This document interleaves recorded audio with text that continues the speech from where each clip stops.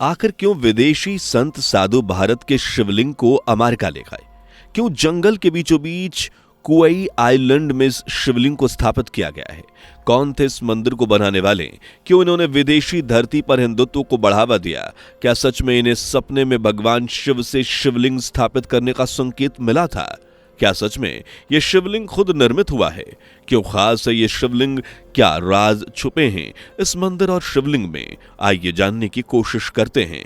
लेकिन वीडियो में आगे बढ़ें उससे पहले कमेंट में जय भोलेनाथ लिखकर वीडियो को लाइक और चैनल को सब्सक्राइब कर लीजिए।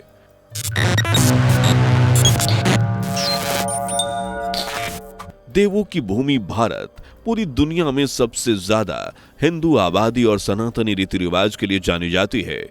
आज भारत में लाखों की तादाद में लोग भगवान शिव, भगवान विष्णु, भगवान गणेश जैसे कई देवी देवताओं की पूजा करते हैं।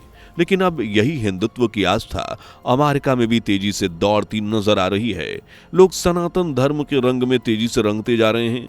अमेरिका के हवाई में बसे कुआई आइलैंड पर अब आप जब कदम रखेंगे तो नजारा बेहद अलग और अद्भुत नजर आएगा, क्योंकि यहां बने इरावियान मंदिर में स्थापित शिवलिंग को लेकर लोगों के बीच बड़ी आस्था और मान्यता है।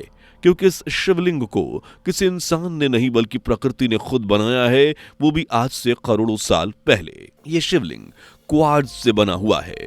इस मंदिर की देखरेख विदेशी संत साधु ही करते हैं। प्रकृति की गोद में बसा ये मंदिर चारों तरफ से हरियाली से घिरा हुआ है, जहां जाकर लोगों की हर परेशानी भगवान शिव हर लेते हैं। लेकिन अमेरिका के दूर दराज आइलैंड पर यह शिवलिंग स्थापित कैसे हुआ और कौन है इसके संस्थापक? यह सवाल भी अक्सर लोगों के जहन में चलता रहता है। दरअसल इसकी शुरुआत हुई थी 15 फरवरी साल 1975 से, जहां भगवान शिव के एक परम भक्त सतगुरु शिवाया सुब्रमण्यम स्वामी यहां कुआई आइलैंड पर रहकर भगवान भोलेनाथ की तपस्या में लीन रहते थे। इनका जन्म ऑकलैंड कैलिफोर्निया में 5 जनवरी 1927 को हुआ था। पहले इनकी पहचान रॉबर्ट हैंसन के रूप में की जाती थी, लेकिन अमेरिका की मॉडर्न लाइफस्टाइल की चमक इनकी जिंदगी की रोशन नहीं कर पाई। इसलिए इन्होंने इस जवानी में हिंदू धर्म को अपना लिया। ये स्वयंभू नंदीनाथ संप्रदाय के कैलाश परंपरा के 162वें प्रमुख और कुआई के हिंदू मठ के गुरु बने। हवाई के गार्डन आइलैंड पर बना ये मंदिर और मठ 382 एकड़ में फैला हुआ है। सुब्रमण्यम स्वामी को भारत के बाहर सबसे बड़े सतगुरु के रूप में भी देखा जाता है। ये भगवान शिव के बड़े भक्त थे, इसलिए उन्होंने कुआई आइलैंड पर जाकर भगवान शिव की तपस्या करने का फैसला किया था। ये कुआई आइलैंड दुनिया की चमक, रौनक से दूर दिन रात बस भगवान भोलेनाथ का ही नाम जपते रहते थे। परिवार, रिश्तेदार, पैसा, इन सब से ये बहुत दूर जा चुके थे। इनके जीवन का मकसद सिर्फ एक ही था, भगवान भोलेनाथ की भक्ति, जिसमें ये हर वक्त पूरी श्रद्धा भाव से ही लगे रहते थे।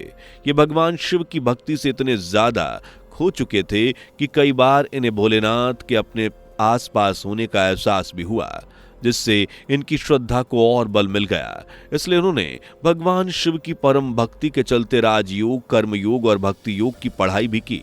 सनातन से जुड़ी हर छोटी से बड़ी परंपरा, रीति रिवाज को इन्होंने पूरी लगन से सीखा। इसलिए इन्हें नंदीनाथ संप्रदाय का 162वां प्रमुख भी बनाया गया। बता दें कि हिंदू योगियों का नंदीनाथ संप्रदाय भगवान शिव की भक्ति में पूरे तन मन के साथ लीन रहता है और इस संप्रदाय से जुड़ने के बाद सुब्रमण्यम स्वामी की जुबान पर भी बस शिव का ही जाप रहता था। इसलिए उन्होंने कुआई आइलैंड पर एक भव्य मंदिर बनाने का फैसला किया, ताकि भगवान शिव के दर्शन हर किसी को मिल सके। इसी मंदिर से जुड़ी एक कहानी भी बड़ी प्रचलित है। बात है साल 1984 की, जब एक रात ऋषि सुब्रमण्यम स्वामी जी सो रहे थे तो इन्हें एक सपना आया, जिसमें इन्हें क्वार्ट्ज क्रिस्टल से बना एक शिवलिंग दिखाई दिया। जबकि ऋषि सुब्रमण्यम स्वामी जी भारत आए तो इन्हें सेम वैसा ही क्वार्ट्ज का शिवलिंग दिखाई दिया जैसा कि इन्हें सपने में दिखा था। यह भोलेनाथ का ही इशारा था, जिसे समझकर सुब्रमण्यम स्वामी जी इस शिवलिंग को कुआई आइलैंड पर अपने साथ ले आए। इस शिवलिंग का जब कार्बन डेटिंग किया गया तो यह हर कोई हैरान रह गया, क्योंकि रिसर्च ने यह खुलासा किया कि इस शिवलिंग का अस्तित्व 200 से 300 साल पुराना नहीं बल्कि 25 मिलियन साल पुराना है। यह खबर जिसने भी सुनी वो दंग रह गया। इस शिवलिंग की खासियत ये थी कि यह प्रकृति रूप से धीरे धीरे क्वार्ट्ज एटम्स से मिलकर बना था, जिस वजह से करीब करीब 218 किलोग्राम का था। शिवलिंग चाहे लकड़ी का बना हो या ग्रेनाइट की मिट्टी का या पत्थर का, उसको पूरे आदर सत्कार से पूजा जाता है। लेकिन क्वार्ट्ज के शिवलिंग की बहुत ज्यादा मान्यता होती है। इसे दूसरे धातु से बने शिवलिंग से कहीं ज्यादा पवित्र माना जाता है। इसकी वजह यह होती है कि इसे कोई इंसान नहीं बनाता बल्कि इसे खुद प्रकृति ही बनाती है, इसलिए इसकी खासियत और ज्यादा बढ़ जाती है। ऐसे शिवलिंग को बनने में लाखों करोड़ों वर्षों का समय लग जाता है। इन्हीं सब खासियतों को देखकर ऋषि सुब्रमण्यु स्वामी जी इसे अपने साथ कुआई आइलैंड पर ले आए, जहां पे भगवान शिव की तपस्या ये करते थे। इसलिए इन्होंने सिर्फ शिवलिंग को यहीं स्थापित करने का फैसला किया।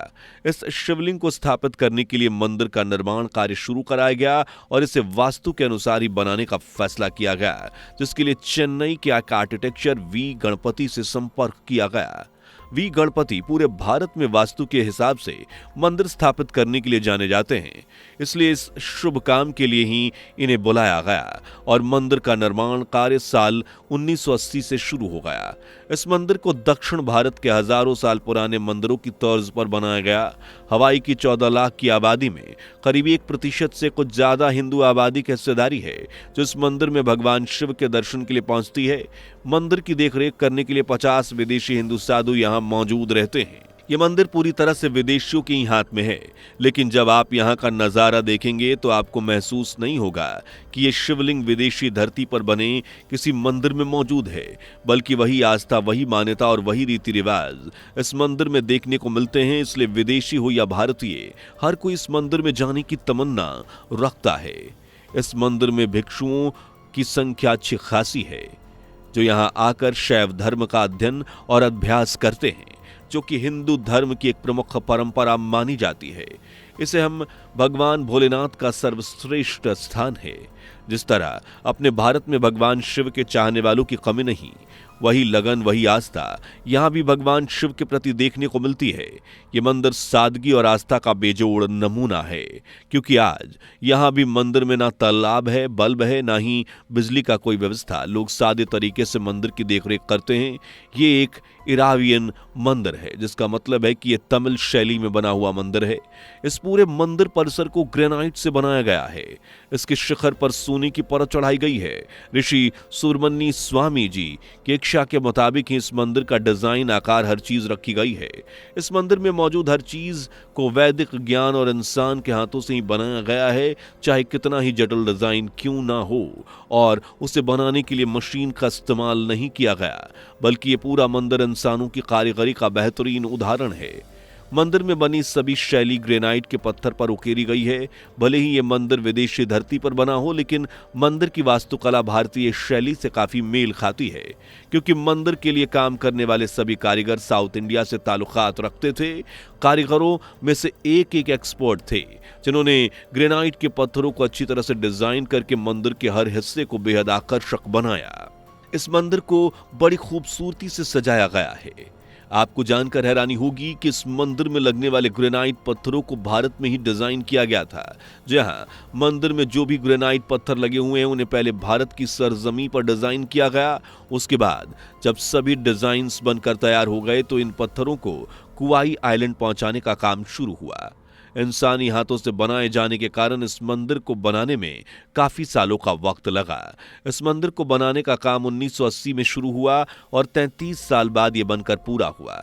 इस मंदिर को बनाने में ना तो मॉडर्न टूल्स का इस्तेमाल किया गया है और ना ही बिजली का, इसलिए भी इस मंदिर को काफी अहमियत दी जाती है। विदेशी धरती पर सनातन की ये परंपरा का परचम लहराता है कि आज सनातन सिर्फ भारत की पहचान नहीं है, बल्कि विदेश भी अब इसको अपना पहचान बना रहे हैं और सनातन तेजी से लोगों को अपनी तरफ आकर्षित कर रहा है, जो कि भारतीयों और सनातनियों के लिए काफी गर्व की बात है। तो दोस्तों, क्या आप इस मंदिर में जाना चाहेंगे? कमेंट सेक्शन में लिखकर जरूर बताएं। अगर वीडियो अच्छी लगी हो तो इसे लाइक और अपने दोस्तों के साथ शेयर जरूर करें। साथ ही अगर हमारे चैनल पे नए हैं या इससे पहली बार जुड़े हैं तो इसे सब्सक्राइब करना ना भूलें। ऐसी नॉलेजेबल वीडियो पाने के लिए बेल आइकन को प्रेस भी कर लें। मिलते अगली वीडियो में, तब तक के लिए bye bye and take care. दोस्तों, आपके स्क्रीन पर 2 और वीडियो दिख रही हैं, जिसे देखने के लिए आप स्क्रीन पर क्लिक करें। दोनों देखिएगा, बहुत अच्छी वीडियो बनी है।